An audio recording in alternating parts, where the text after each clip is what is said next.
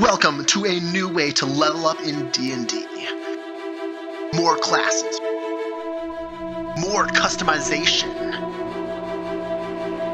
easier multi-classing. If you are looking for a fun twist to character progression, then you are looking for D&D skill trees. If you'd like to learn more, check the description. Otherwise, on to the video. Hello everyone, welcome back to another DST video. Today we're going to be looking at the Vanguard. This is a very interesting shield-based protecting guardian type class that wants to keep all of your allies safe, not let a single one of them take any amount of damage that they don't need to, and on the side of that, deal a ton of damage with their shield as their main weapon. It's kind of based very loosely off the champion from Pathfinder, but overall mainly just merges a bunch of the protective abilities from D&D 5th edition into one class. Of course, using the DST system instead of regular progression. If you don't know what that is, you can of course check out my video explaining how it works. But of course, the class vote did in fact give us the Artificer as the winner from last time. A bit of time has passed since then, much of which being because I was releasing my Shogi video, but also the Artificer actually had a bunch of really big problems with it when I re-looked it over, and I decided that I want to kind of scrap the whole thing and remake it to be way better, but way more interesting, way more customizable, because the current iteration kind of sucked. And that is why we're doing the Vanguard this week, because I'm not done with the Artificer yet. Before we start out, let's note that it is indeed the largest hit dice character of the entire game, getting 2d8 hit dice, a strength as your major stat. That is because you'll be making attack rolls with strength if you are playing into the Guardian's strengths, and intelligence as a spell stat. Now, intelligence does come up a little bit with a few different features, but in general, unless you're casting spells with Vanguard as your main class, intelligence can be mostly ignored. But let's get into the starting benefits of the Vanguard. We'll start off with 16 plus your Constitution modifier in hit points. This means that you could easily have over 20 hit points at level 1, which is kind of nuts. You'll get 2 hit dice, proficiency in all armor, shields, wisdom and charisma saving throws, and choose 3 from athletics, acrobatics, insight, intimidation, survival, history, medicine, persuasion, and religion. Actually a pretty decent array of proficiencies to pick up also. So in general, the starting benefits of the Vanguard are pretty good. But let's move into the ability that you get whether you start or multi-class or even subclass into the Vanguard, that being Shield Strike. It says that you can now make an attacks with your shield. For your shield is considered a 1d8 plus strength modifier bludgeoning damage weapon with a 5-foot melee reach. Pretty nice. It allows you to actually use your shield as a weapon, so you no longer have to go sword and board. You could literally just go board and bash people to smithereens with it. But before we move into the right side or the left side of the Vanguard's paths, let's go down the middle and pick up Block. This says that your first creature you hit with an attack on your turn is marked as your quarry. This hinders its attacks until the start of your next turn. That target has disadvantage on any attack rolls that isn't against you, and when the target hits a creature other than you with an attack, that creature has resistance to the damage dealt by the attack. This basically means that the first creature you hit on every single one of your turns is going to have to attack you, because if they don't, they're giving up a ton of damage potential and legitimate damage even if they hit. We'll then pick up an ability score improvement, and after that we can grab Absorb Torture. This says that you can use your reaction when a creature is subjected to a saving throw that you are also making a save for, to absorb all the damage dealt to them and take it into yourself. So imagine you're hit with a fireball by an enemy wizard, and your wizard's in that same area. You can say, I'll take all the damage from your failed save into myself because I've got way more hit points. After that, we'll pick up a proficiency bonus increase, and the final pickup node over here is Enraged block. This says that your block will now trigger on each of your hit attacks instead of only the first one. And the first attack, hit or miss, will trigger block as well. So this basically says that block, the ability you started off with, that allows you to cause creatures to have disadvantage on attacks against anything but yourself, now basically triggers more often and can be triggered multiple times per turn, which is really nice. Now we've got two different sides of the Vanguard. The right half is kind of the aggressive, destructive side of it, and the left half is the more protective side of it. But we'll be starting with the aggressive side, grabbing Armor of Fury to start off with. Armor of Fury says that you can activate Armor of Fury at the end of your turn. While this is active, you gain a boost to your AC equal to your proficiency bonus. This feature will stay active until you take damage or are attacked. You can use your reaction to extend it through one instance of being attacked or taking damage. So basically think of it as like a temporary buffer to your AC that like after getting attacked it'll fade away unless you use your reaction to keep it up. After that we'll pick up Bulwark Battle. This is a fun ability that says you can add your proficiency bonus to the damage dealt from a shield attack. Just a great damage increase that you can pick up at level 1, quite literally, which makes your shield attacks honestly not a bad weapon choice. But after that we will make a side note over here to grab Furious Assistance. This says that your Armor of Fury can now be used on a teammate instead of yourself at the end of the turn, which is nice. You can't do both, you have to do either yourself or an ally, but in general, being able to bump your wizard's AC up while they run in for a touch spell or something can be super cool. After that, we'll pick up a feat, and then we will go left here first to grab Throne Protection. This says that you can now make a thrown attack with your shield. This uses your dexterity modifier and has a 20/50 range, and will deal 1d8 bludgeoning damage on a hit. Notably, this also will benefit from Bulwark Battle. In fact, every attack you make with your shield will be getting the proficiency bonus increased to its damage, because Bulwark Battle only needs you to make an attack with a shield. But it does use your dexterity modifier instead of strength, which means that unless you want to go for like a dexterity-based Vanguard, it might be a little more niche, but it does give you a ranged option, which is not bad. Moving further, we've got Field of Cover here, which says that while you have a shield in one of your hands, all friendly creatures within 10 feet of you are considered to have half cover from ranged attacks. This is awesome. Just a huge benefit to protecting all your allies from ranged attacks, which means that you can kind of swarm together in a big group and walk towards like a castle or something that has a ton of archers that are shooting at you guys, and they're going to have a lot more difficulty hitting, not only with all the reactions you can do to block attacks for your allies, but just this half cover thing is super nice. We've got two ability score improvements that can be picked up from here, and in the middle is Shield Bash. This is a fun ability that says that you can use your action to make a shield bash. This is an attack roll with your shield, and it will deal 1d12 plus your strength modifier bludgeoning damage to the enemy you hit. And they must make a saving throw, the DC being 8 plus your proficiency bonus plus your strength modifier, or fall prone and be pushed 5 times your proficiency bonus feet straight away from you. This is super fun and flavorful. I imagine you just launch yourself towards an enemy, bash into them, and they are sent flying backwards towards their teammates or such. And if you want to make it even more flavorful and interesting, you can pick up Long Bash, which is an upgrade to it that says you can now move half your speed before using Shield Bash. Additionally, when your target is pushed and comes into contact with another creature, that creature must also make the save. And if they fail, they take 1d12 bludgeoning damage and fall prone as well.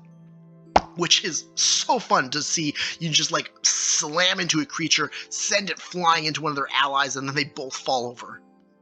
But of course, we've also got to pick up Extra Attack. This is a really great feature coming online at the same speed as the fighter's Extra Attack, and as always, it says you can when you take the attack action, you make 2 attacks instead of 1.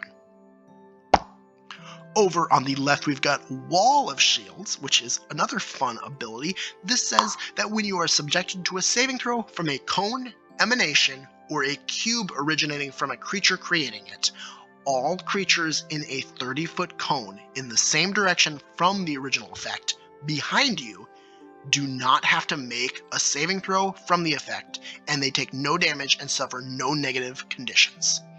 Additionally, if you are subjected to a saving throw that is from a line, the line ends early at your space and affects no other creatures. I love this ability. It's so like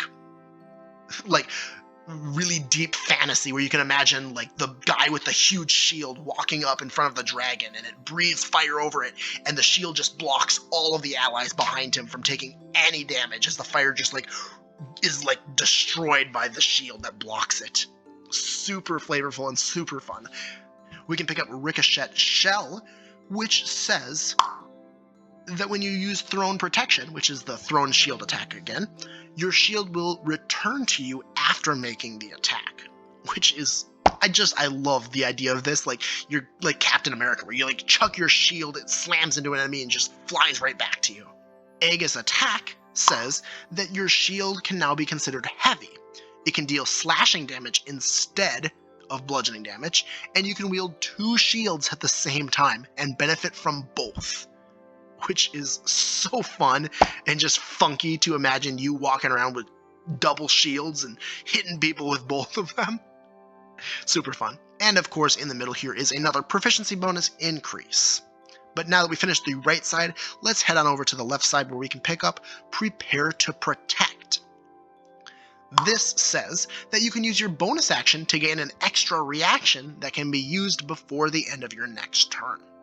Prepare to Protect is very nice because of the fact that you've, even on the right side, seen how many reaction area abilities that you really want to be using on the Vanguard, and this left half is going to give you even more. So being able to use this ability to just grant yourself an extra reaction is great. Afterwards, we will pick up Guard Your Life. This says that you can use your Strength modifier instead of Dexterity for a Dexterity saving throw. You obviously didn't get any Dexterity saving throw proficiencies, so being able to use your Strength modifier can make those saving throws even better than they normally would. Enhanced Prep says that you can now use Prepare to Protect. You gain 2 extra reactions instead of just 1. Which again is going to be very useful for you if you want to be using that ability to just grant yourself extra reactions and using all these reactionary abilities that you can pick up on the Vanguard. Next, we'll grab an ability score improvement before we can pick up Safeguard Body. This is a super fun one that says that you can use your reaction to add your shield's AC bonus to a creature that gets attacked within 10 feet of you. If this changes the attack from a hit to a miss, the attack misses. This is a super great way to just protect an ally that just barely got hit by an attack. Afterwards, we can grab Cover for Weaknesses over here. This says that when an ally within 10 feet of you fails a strength check or saving throw, you can use your reaction to make the save or check for them. Super nice, especially if you like your whole party is like scaling a cliffside or something, and one of your weaker like sorcerers or something like just absolutely fumbles on their athletics check, you can be like, I'll do that one for you. Afterwards, we've got 2 feats that can be picked up, one on the left, one on the right, just like the ability scores on the right half of this. And in the middle, we've got a super interesting ability, Extract Armor. This says that when you hit a creature with a shield attack, you can use your reaction to force them to make a Constitution saving throw. The DC is 8 plus your proficiency bonus plus your strength modifier. If they fail, you can reduce their AC by your intelligence modifier until they change armor or finish a long rest.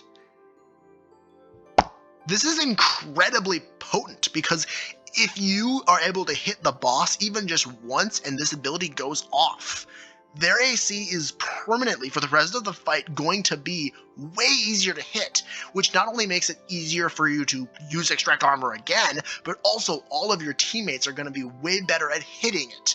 And it just starts a downward spiral where you just keep extracting armor over and over again until the boss just can't even stand for you. It is going to be super fun if you get this thing off. Afterwards, we've got Apply Shell, which down the middle says when you take bludgeoning damage, slashing, or piercing damage, first reduce it by your shield's AC bonus. So even though the Barbarian has a bit more HP than you technically because it's able to reduce all damage when you take it. After you pick up Apply Shell, your HP is going to be even better than theirs, because now you'll be reducing all that bludgeoning, piercing, and slashing damage even more effectively than you did before. After that, in the middle, we've got a proficiency bonus down the center, but of course on the left and right, we've got two more fun abilities. We'll start with the right half here, Guardian, which says that your Safeguard Body ability now has a range of 20 feet. So the ability that lets you add your AC as a bonus or as a reaction to one of your teammates is now 20 feet instead of 10, so double the range. And one of the best abilities on the Vanguard is Available Reaction. This says you have 2 reactions every round of combat. So all of these abilities that are like, oh, use your reaction, use your reaction, use your reaction, you get an extra one. Just, there's nothing bad about that. And this is honestly an ability that you might want to pick up using the push feat on different classes, because the reaction is such a nice ability to have an extra one of. Over here we've got Shelter from Pain, which says that you can spend 10 minutes with a wounded ally to tend to their wounds. You both spend 10 minutes to heal them for your proficiency bonus D10s. And you can use this feature a number of times equal to your intelligence modifier per long rest. So you need at least a +1 intelligence modifier to use this feature, but as long as you got that, it's a pretty decent out of combat heal. I mean, proficiency bonus D10s, you're probably going to have a decent proficiency bonus, given that a lot of your abilities want that to be high. And so having Shelter for Pain just basically says, oh, we can have extra hit dice to spend during short rests. And the final ability we'll be going over from the Vanguard tree itself is Shielded Mind. This is a super great protective ability for yourself, which says that you can add the AC bonus of your shields to your Wisdom, Intelligence, Charisma, and Constitution saving throws. Just a really nice bonus to make all of your mental saving throws all that more effective, especially if you're trying to be like a Vanguard spellcaster. Now all your concentration spell saving throws are also way better. The Vanguard is a bit of a simpler class, but I really like the flavor behind it. Being able to be that protector that keeps all of your allies safe can be such a fun playstyle. But all of that having gone over, let's hop into some feats for the Vanguard. Feats for the Vanguard. Obviously, Proficient is, it's just going to be a great one for you. Obviously, a lot of your skill abilities, including your damage, is going to be being increased by your proficiency bonus, so picking up Proficient is a great way to bump that even further. Going over some of the Initiate feats, Paladin Initiate is actually a super nice one on these double hit dice characters like the Vanguard, which has a really high hit dice already and gets 2 of them. It says that when you hit with an attack, you can expend up to your proficiency bonus hit dice, roll them, and then deal extra psychic damage equal to the roll. And on a character like the Vanguard, who has a ton of hit dice, just like slamming them in as extra psychic damage can be super cool with the shield smites. And of course, we can't talk about Initiate feats without going over Vanguard Initiate, which says that you gain proficiency with a shield if you don't already have it, and you can wield a 2-handed shield with 1 hand. If you are within 5 feet of a creature being attacked, you can add your shield bonus to their AC. So most of this is kind of not that important, but notably there is a 2-handed shield in the game when you're using my rules, because I've added the heavy shield, which is 2-handed, heavy, and gives you a +3 to armor instead of +2. Now the Vanguard doesn't have any way of using this in any special way normally, but picking up Vanguard Initiate allows you to wield one of these with 2 hands, which means that if you got that extra shield ability to pick up 2 shields, you can now wield 2 heavy shields, giving you a +6 to your AC, which is super cool. Fighter Initiate is actually another great one to pick up for your Vanguard. It says that you gain proficiency in a weapon of your choice, and while wearing armor, you can reduce sources of damage by a number based on the armor you are wearing. If you're wearing light armor, it'll be reduced by 1 damage, medium is 2, and heavy is 3. You'll probably be rocking heavy armor given that you have proficiency in all armor, and honestly, being a stacked up AC tank is probably your best bet, so reducing extra damage by 3 every turn is freaking awesome.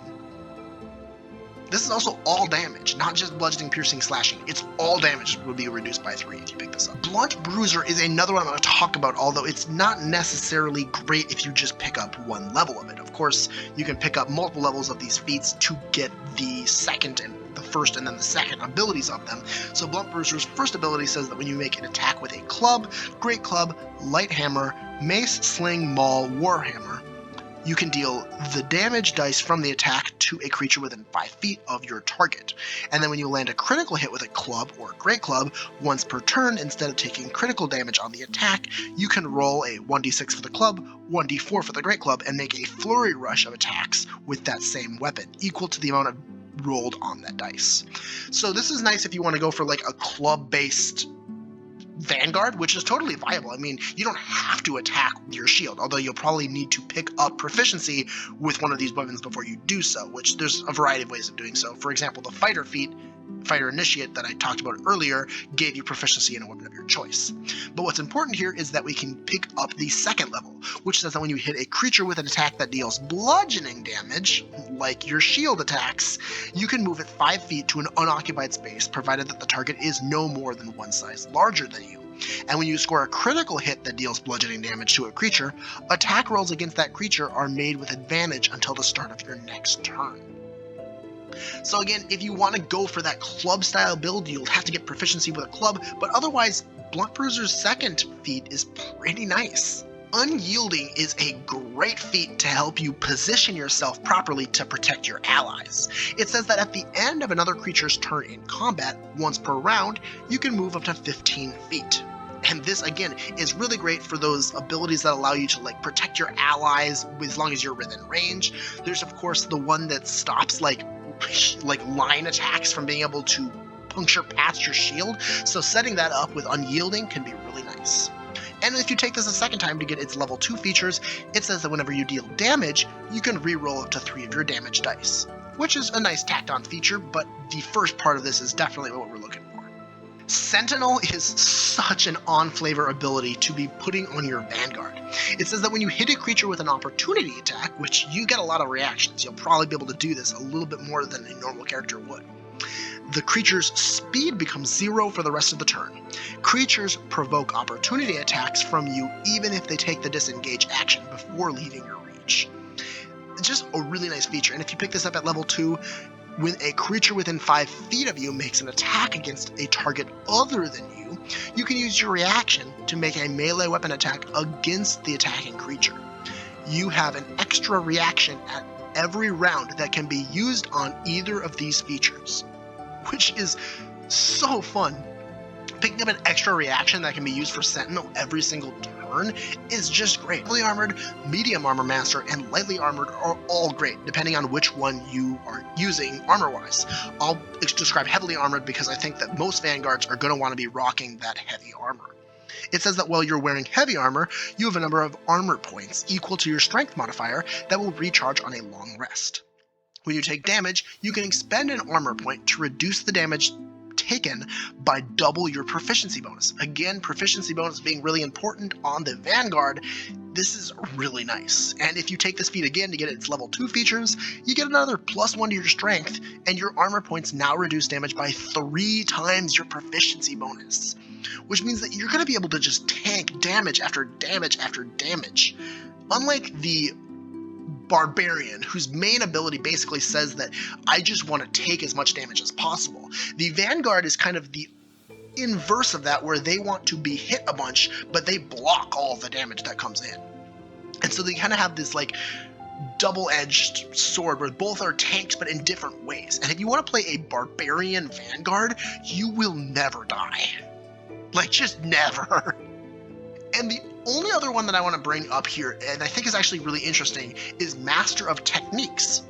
This says that when you take this feat, choose one of the following qualities: Finesse, Thrown, Versatile D10, Two-Handed, Strung, or Reach. Whenever you use a weapon or make an unarmed strike, the quality chosen can be considered a quality of that weapon.